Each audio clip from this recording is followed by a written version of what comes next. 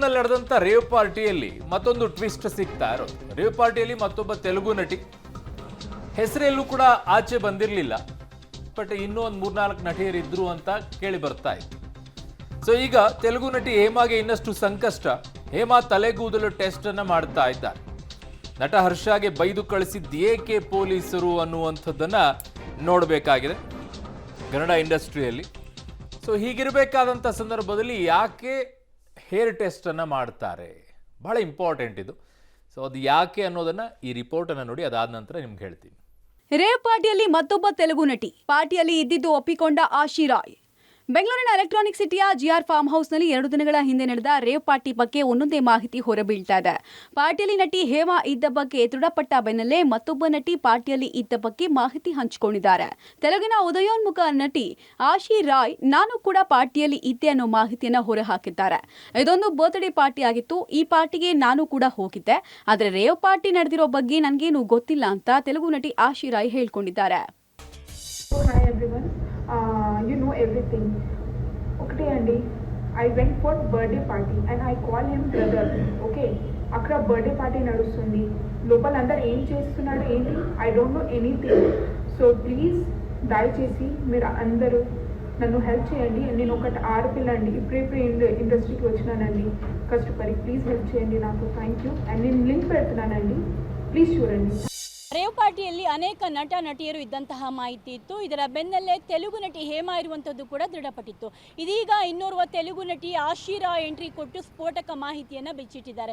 ಅವರು ತಮ್ಮ ಜಾಲತಾಣದಲ್ಲಿ ತಾವೇ ವಿಡಿಯೋ ಮಾಡಿ ಹೇಳಿಕೊಂಡಿರುವ ಪ್ರಕಾರ ನಾನು ಕೂಡ ಆ ಪಾರ್ಟಿಯಲ್ಲಿದ್ದೆ, ಅದೊಂದು ಬರ್ಡೇ ಪಾರ್ಟಿಯಾಗಿತ್ತು, ಇಷ್ಟೇ ಮಾಹಿತಿ ನನಗೆ ಗೊತ್ತು, ರೇವ್ ಪಾರ್ಟಿನೋ ಇನ್ನೇನೋ ನನಗೆ ಗೊತ್ತಿಲ್ಲ, ಯಾರ್ಯಾರಿದ್ರು ಅನ್ನೋದು ನನಗೆ ಗೊತ್ತಿಲ್ಲ, ನಾನು ಈಗಷ್ಟೇ ಸಿನಿಮಾ ಇಂಡಸ್ಟ್ರಿಗೆ ಎಂಟ್ರಿ ಕೊಟ್ಟು ಈಗಷ್ಟೇ ಬೆಳೀತಾ ಇದ್ದೀನಿ, ಹೀಗಾಗಿ ನನಗೆ ಬೆಂಬಲ ಕೊಡಿ ಅಂತ ಹೇಳಿ ಕೊಂಡಿದ್ದಾರೆ. ಹಾಗಾಗಿ ತನಿಖೆ ಇನ್ನಷ್ಟು ಚುರುಕಾಗಬೇಕಾಗಿದೆ.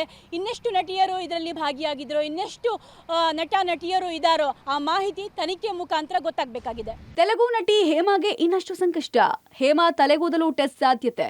ಏನೋ ರೇವ್ ಪಾರ್ಟಿಯಲ್ಲಿ ಭಾಗಿಯಾದ ನಟಿ ಹೇಮಾಗೆ ತೀವ್ರ ಸಂಕಷ್ಟ ಎದುರಾಗೋ ಸಾಧ್ಯತೆ ಇದೆ. ಸ್ಟೇಷನ್ ಬೇಲ್ ಮೇಲೆ ಬಿಡುಗಡೆಯಾಗಿರುವ ಹೇಮಾಗೆ ಮಾಸ್ಟರ್ ಸ್ಟ್ರೋಕ್ ಕೊಡೋದಕ್ಕೆ ಪೊಲೀಸರು ಮುಂದಾಗಿದ್ದಾರೆ. ಬ್ಲಡ್ ಸ್ಯಾಂಪಲ್ ನಲ್ಲಿ ಪಾಸಿಟಿವ್ ಬಂದ್ರೆ ತಲೆಗೂದಲು ಟೆಸ್ಟ್ಗೆ ಪೊಲೀಸರು ಆಲೋಚಿಸಿದ್ದಾರೆ.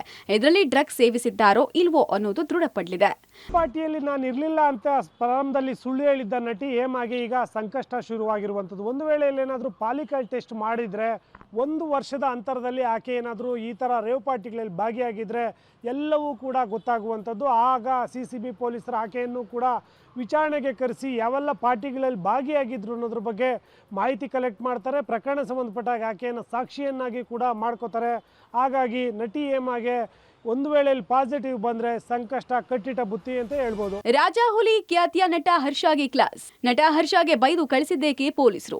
ಈ ಮಧ್ಯೆ ರಾಜಾಹುಲಿ ಖ್ಯಾತಿಯ ನಟ ಹರ್ಷ ಸ್ಥಳಕ್ಕೆ ಆಗಮಿಸಿದ್ರು. ಹರ್ಷನ ಪರಿಚಿತ 4 ಜನರು ಒಳಗೆ ಇದ್ದ ಬಗ್ಗೆ ಮಾಹಿತಿ ಇದ್ದು ಎಸಿಪಿಯನ್ನ ಭೇಟಿಯಾಗಿ ಅವರನ್ನ ನೋಡಿ ಮಾತಾಡಿಸಿ ಕೇಸ್ನಿಂದ ಬಿಡಿಸಿಕೊಳ್ಳೋ ಪ್ರಯತ್ನದಲ್ಲಿ ಇದ್ರು ಎಂಬ ಮಾಹಿತಿ ಇದೆ. ಈ ವೇಳೆ ಸ್ಥಳದಲ್ಲಿದ್ದ ಹಿರಿಯ ಪೊಲೀಸ್ ಅಧಿಕಾರಿಗಳು ನಟ ಹರ್ಷಗೆ ಬೈದು ಕಳಿಸಿದ್ದಾರಂತೆ. Crime bureau, public TV.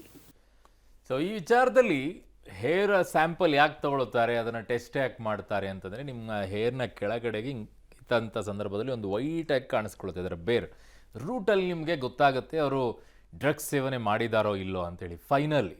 So ಅದರಲ್ಲಿ ಗೊತ್ತಾಗುತ್ತೆ. ಇನ್ನು ಪಾಯ್ಸನ್ ಯಾರಾದರೂ ತೆಗೆದುಕೊಂಡಾಗ ಕೆಲವು ಪಾಯ್ಸನ್ಗಳು ನಿಮಗೆ ಬ್ಲಡ್ಡಲ್ಲಿ ಗೊತ್ತಾಗುತ್ತೆ, ಇನ್ನುಳಿದಂಥ ಗೊತ್ತಾಗುತ್ತೆ. ಬಟ್ ಕೆಲವು ಕಡೆಗಳಲ್ಲಿ ನಿಮ್ಮ ಹೇರ್ನ ಕೆಳಭಾಗದಲ್ಲಿರುವಂಥ ರೂಟ್ನಲ್ಲೇ ಗೊತ್ತಾಗುತ್ತೆ ಅದು ಪಾಯ್ಸನ್ನಿಂದ ಸತ್ತಿದಾರೋ ಇಲ್ಲ ಅಂತೇಳಿ. ಸೊ ಇದು ಬಹಳ ಇಂಪಾರ್ಟೆಂಟು. ಸೊ ಅದನ್ನು FSLನವ್ರು ಮಾಡ್ತಾರೆ. ಆ ವಿಚಾರದಲ್ಲಿ ಫಾರೆನ್ಸಿಕ್ಸ್ ಡಿಪಾರ್ಟ್ಮೆಂಟ್ನವರು ಬಹಳ ಎಕ್ಸ್ಪರ್ಟ್ಸ್ಗಳು ಈ ವಿಚಾರದಲ್ಲಿ ಅದನ್ನು ನೋಡ್ತಾರೆ. ಹಾಗಾಗಿನೇ ಹಲವು ಕಡೆಗಳಲ್ಲಿ ಹೇರ್ ಸ್ಯಾಂಪಲನ್ನು ಕಲೆಕ್ಟ್ ಮಾಡ್ಕೊಳ್ತಾರೆ.